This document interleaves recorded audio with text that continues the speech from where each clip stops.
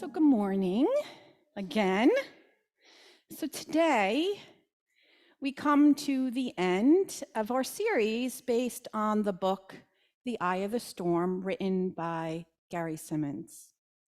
And so since it is the last service dedicated to the work of The Eye of the Storm, I thought we start off by playing a little game. Anybody like games? Somebody not so much? Okay. So this is how it's going to go. So I have several questions. And so I'm going to invite you to think of what the answer is and to raise your hand. We'll start in the sanctuary, and then I'll ask Matt to look for someone to put the answer in the chat from Zoom. We'll give them a chance. And if you get the answer right, I'm just going to ask you to refrain from answering another question to give others a chance. And I will support you. So I appreciate all your vulnerability. So here we go. We'll start in the sanctuary. Oh, and did I say there were prizes? There are prizes. Okay. Not as big as Oprah's, but there are prizes. So question number 1 is, how do I know that I am in the territory of the enemy? Paula. Oh, let me get the mic. Actually, who would like to circulate the mic here? Because I create feedback when I'm too close. Okay, thank you, Kirsten. Paula. I know I'm in the territory of the eminent. I can't even speak eminent. Just hold it up because people can't hear on Zoom. I know I'm in the territory of the enemy when I allow my egoic thoughts to take over, and I see fear and dysfunction and malice in the world, and I don't see with love and compassion. I know I'm in the territory of the enemy. That's an awesome answer, and you get a Trader Joe's gift certificate. Let's give Paula a round of applause. Can you just pass that back to her?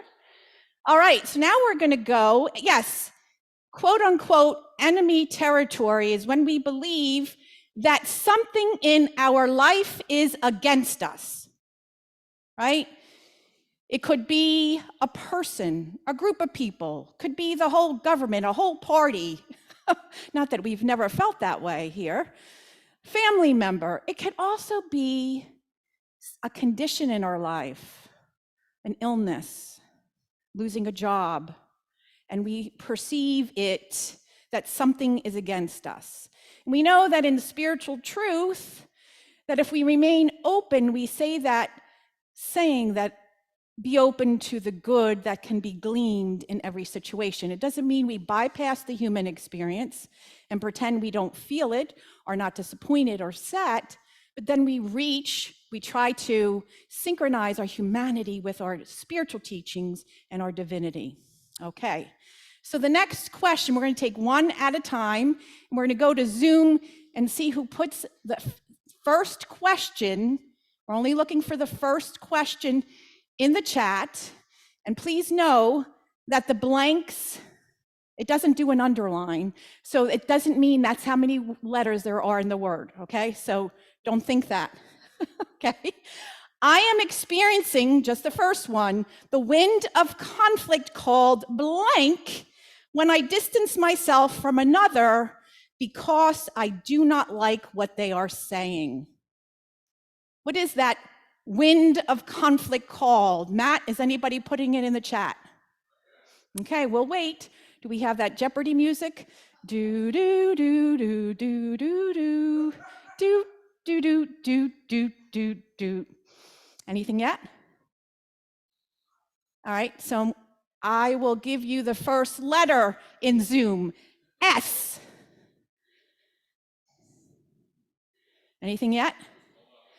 I'll give you the second letter in Zoom. E. This may be a longer service than I thought. I'm sorry. Nothing? P. Nobody? Yeah, who? Yes, Marie! Woohoo! You will be mailed a gift certificate to Amazon. Okay? All right. Second question on this slide. I'm experiencing the wind of conflict called blank when I assign a motive or project meaning onto another's words or behavior in the sanctuary. Patrice. Yes, you are right. That is awesome. You get a Trader Joe's gift card. Thank you. That was quick, Patrice. I'm impressed. All right, so we're going now to the third wind of conflict. This wind of conflict occurs when I try to win an argument or believe that I must vie for attention to get my needs met in Zoom. Do, do, do, do. Who can sing better than me? I'm sure just about anybody. Do, do, do, do. We need the first letter. Okay, it is C. Nothing? O. We're on Zoom first. M. Nothing? Okay, Patricia, want to give it a shot? Vying. Donna. Competition, you got it. You win a gift certificate for Amazon. All right, I forgot the prizes for a moment. And the last one, the wind of conflict. What is this wind of conflict? When I try to justify my action and excuse them away. Anybody, either on Zoom or here? Nope, just raise your hand. What does it start with? D. Let's give people who didn't have a chance yet, and then I'll come back to you. E? Yes. Yes! Yay! Defensivism. All right, so you two win. I'm going to need your contact information, so please, before you leave, okay? And then this is for the book for the next book series that I will be promoting at the end of this talk. If you can name all 4 aspects of wholeness, and I gave the beginning letters.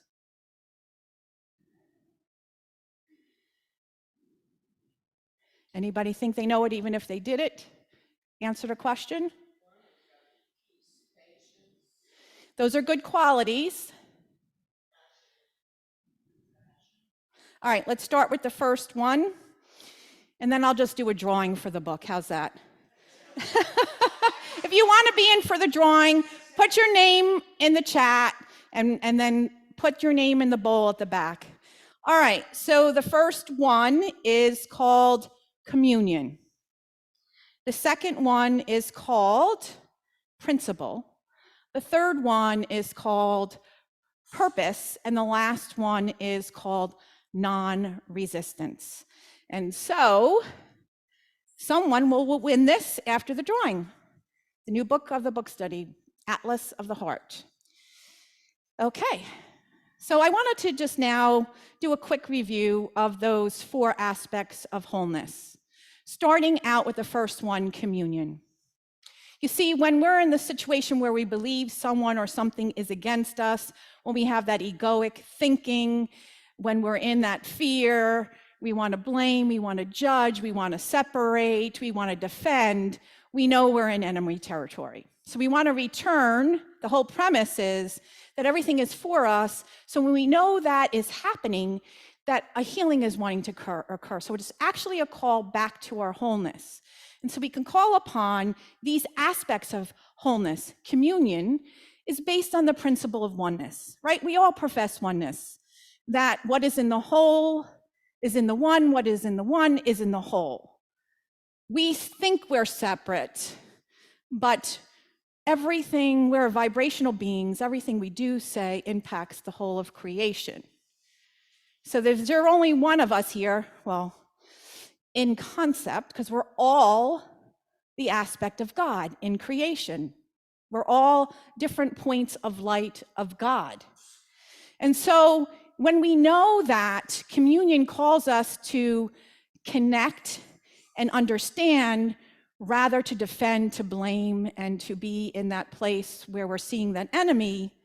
And we realize that in this moment, we have an opportunity for our own healing, and we also have an opportunity to be a spiritual messenger, that we can hold that place of compassion as we seek to understand.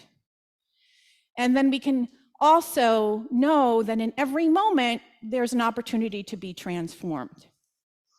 Moving on to the aspect of wholeness called principle. Principle is immutable law. God is.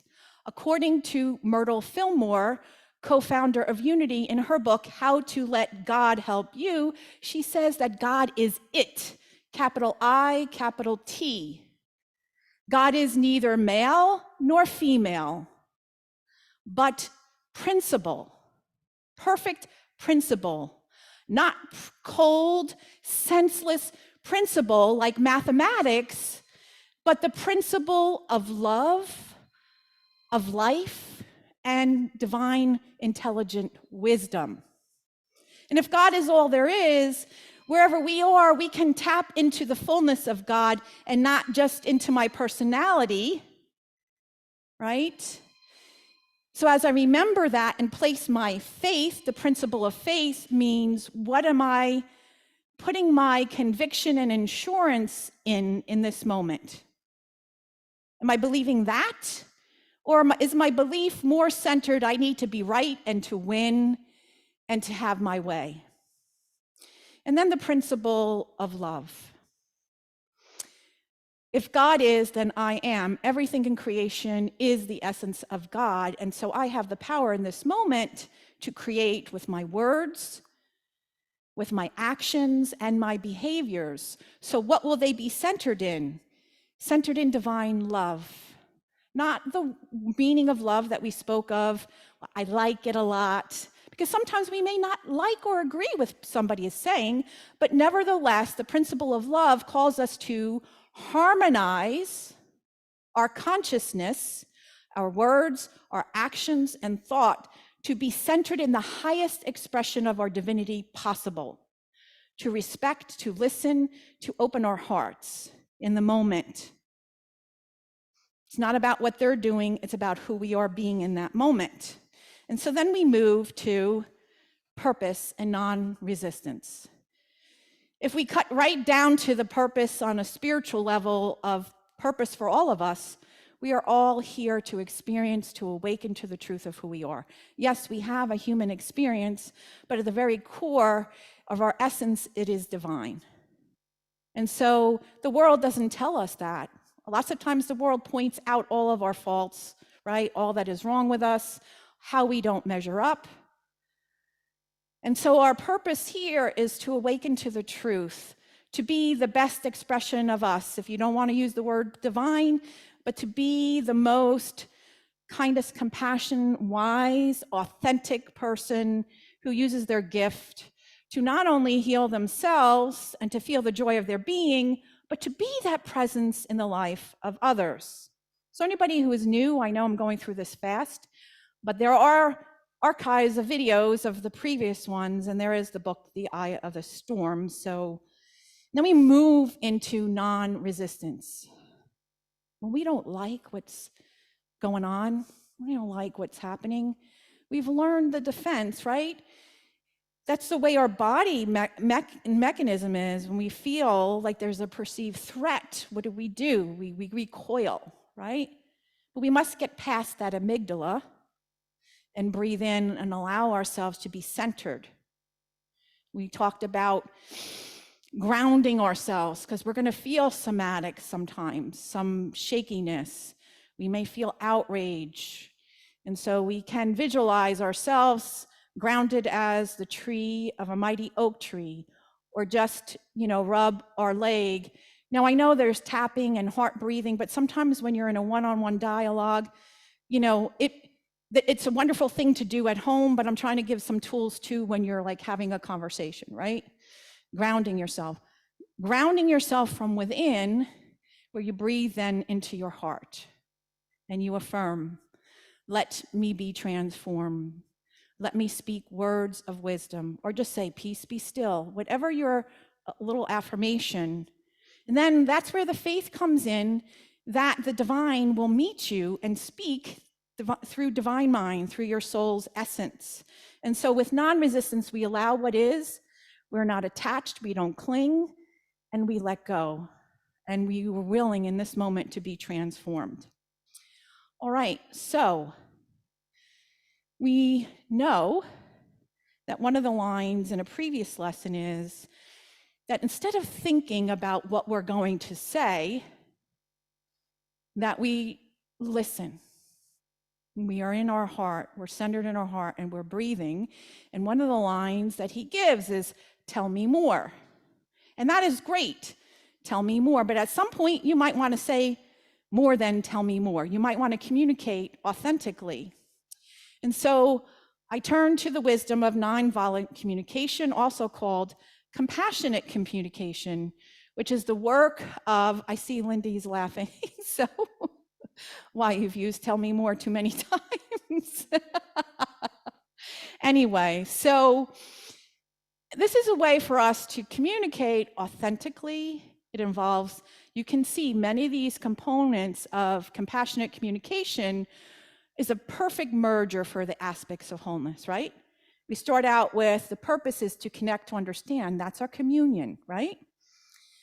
To express ourselves authentically and honestly, connected in divine love, the principle of love. How can I harmonize and synchronize my thoughts and words? And dominion, which was in the daily word today, how do I use my power of power to know that I have a choice, power of will, and the power of dominion to speak words that I choose instead of vomiting them, right? As I'm aligned to my wholeness. So I can speak authentically. I may not agree with somebody. It's not like, oh, dearie, aren't you the best with everything? Okay, it may not be. And then it's a way for us, as we're harmonizing ourselves in our divinity, to deal with conflict. Anybody free of conflict here? Okay, so it might be a useful tool, maybe, to deal with conflict, but in a way that is respectful and considerate. And so let's take a look at the 4 components of nonviolent communication. I taught a class about this many, many years ago, and there may be like a couple of you who might remember this, so let this be a review. And so there's the 4 components: observations, our feelings, our needs, and making a request. So let's take one of these at a time. So observation is noticing and naming the facts without adding our judgments, our criticism, assigning meaning, and blaming. You know that statement, just the facts. Just the facts. So let's look at, there's 2 pairs here. So on the first one, every time I have an idea, you criticize it and shoot me down. Another way of saying that, now that is with judgment and criticism and assigning meaning. Second way of saying it, this was the fact of what happened for this person. I suggested we go out to dinner Friday night, and you said you'd rather stay home. What are the judgmental words in the first one? Everything, okay. Every time. Criticize, shoot me down. Yes. Right, to see when you stick to the facts, it's the facts only, and we're so meaning-making machines, right? You know, we have all of these past things that we're still, you know, like rejection and not enough, and you're like, oh, I'm over them. Well, if you're in this human experience, you got some more to cover. I'm just saying. Okay? An example is yesterday I was driving in the car with a family member who asked me to go somewhere. And I said yes. It was early in the morning, and I said, you know what? Maybe next time, if there's something, that you need my help with, we can do it on a Friday evening, because like Saturday I really like to get my concentration into just like finishing up the prep for talk. And this person said, wow, like, how come you always have to start with like telling me what I'm doing wrong? And I'm like, okay. And I said, well, I just sometimes feel, we'll get to that next, a little anxious about getting my talk done, because I like to, get it done while I'm energized, and I like it to be, so I can present the best. And then after that, the person said, oh, okay. Well, I guess I can understand that. Now, it may not always go that way, but you see, I was just stating facts. I wasn't criticizing, but that person took it as an attack. And that could happen. Next one. You are completely unreliable. You never keep your word. Versus, you said you were going to take out the trash. These are real life examples, by the way. You said you were going, I'm not kidding. You said you were going to take out the trash last night and you haven't done it. Different. Come on, did you overreact when somebody didn't do something? Never? Well, I'm impressed. Okay. So let's move on to the second, feelings. Feelings, I know there's a song.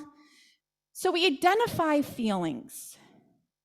Lots of times, people really don't know how to identify a feeling, believe it or not, and they make a thought a feeling. And here are some examples. I feel like you don't understand me. I feel like that I'm not safe. I feel like you think I'm stupid. If we take out the word feel and like or that and put the word believe or think, it makes sense, doesn't it? I think or believe you don't understand me. I think or believe I am stuck. I think or believe that I am stupid. Feeling is a one word. Sometimes it could be hyphenated. One word. If I say, I feel happy, it doesn't work. It doesn't say, I think I am happy, right? You would be like, okay, you see the difference. So name some feeling words. Just throw them out. Put them in the chat. Angry, anger, angry. What? Judgmental? Judged. So when you feel when you are being judged, how do you feel? When you're perceiving that you are attacked, see, these are the faux feelings. When you are believing you are attacked, how does it make you feel? Scared, right. Yeah, thank you for being vulnerable and working with me. Any other feeling words in the chat? Okay.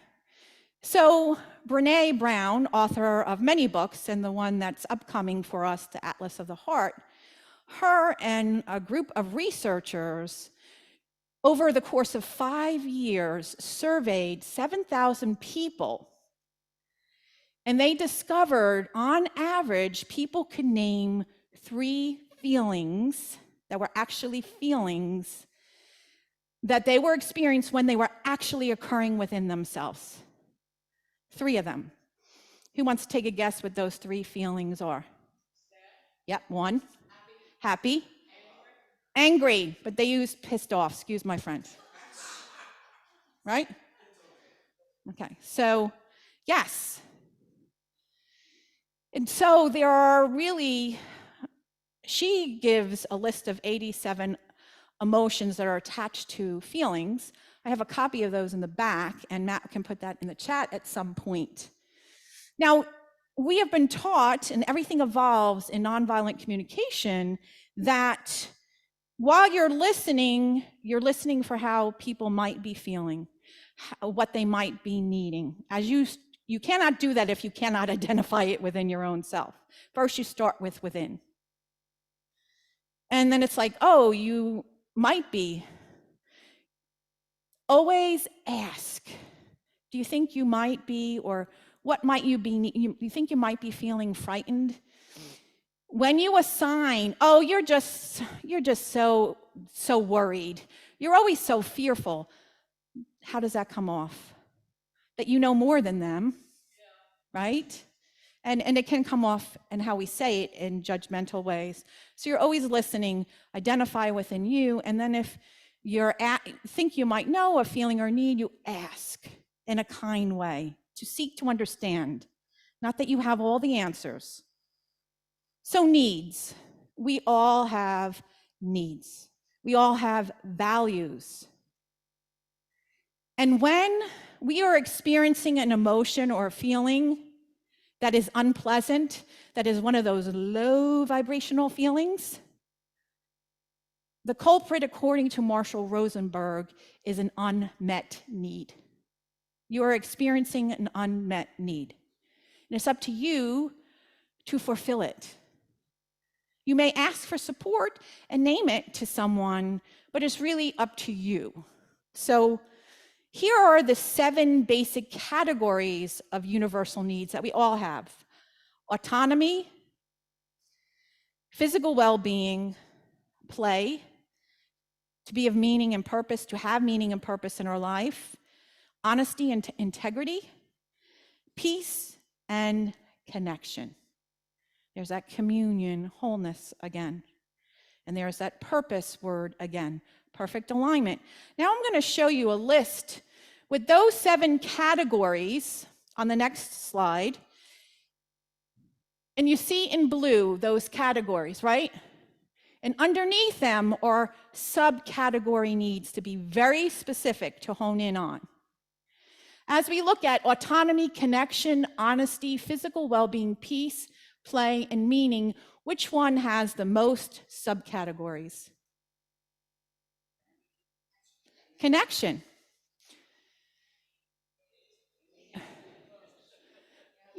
I count it, so connection does win. I'm just saying.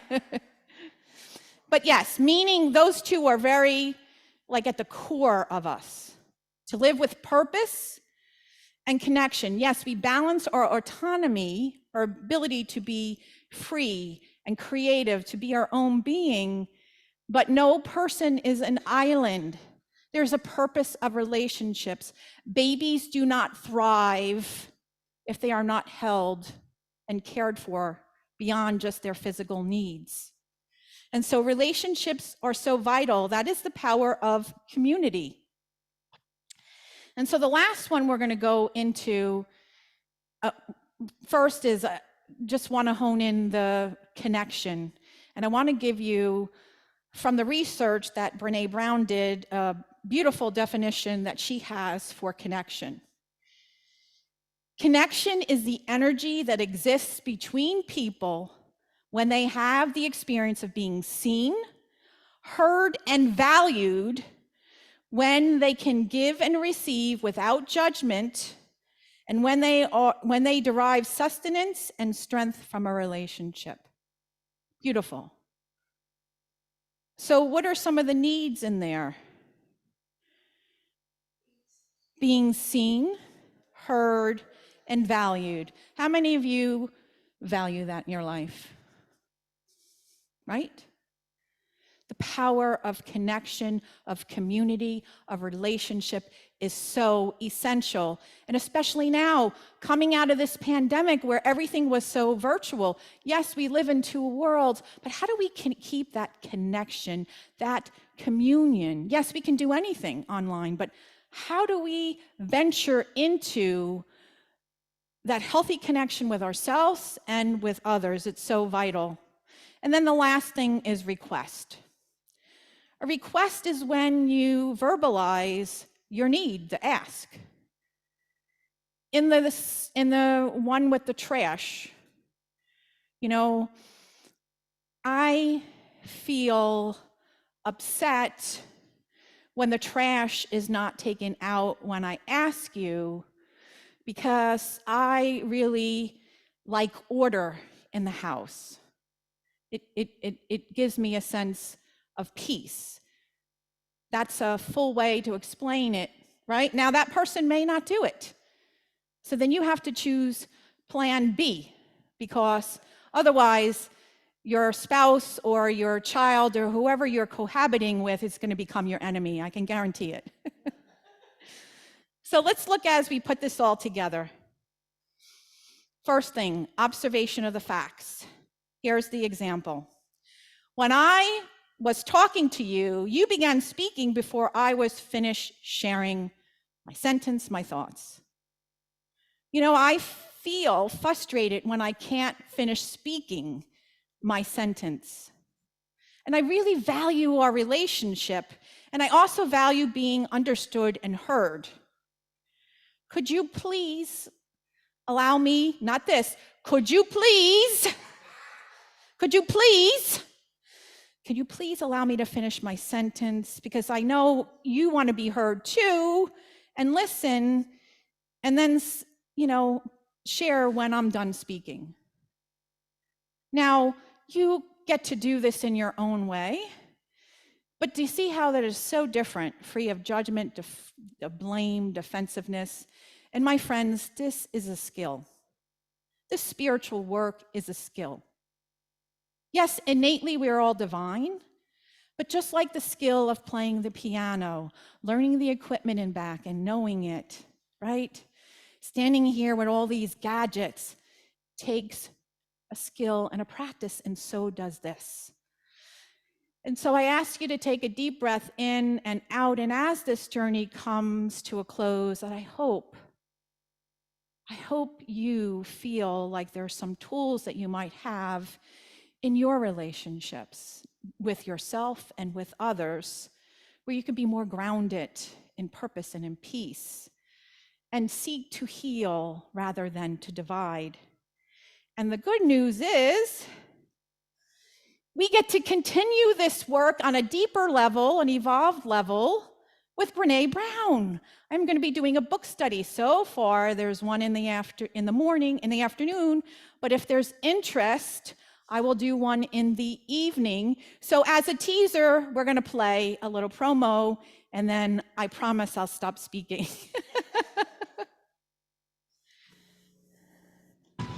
Here's what I'm going to tell you about the portal that we're getting ready to go into.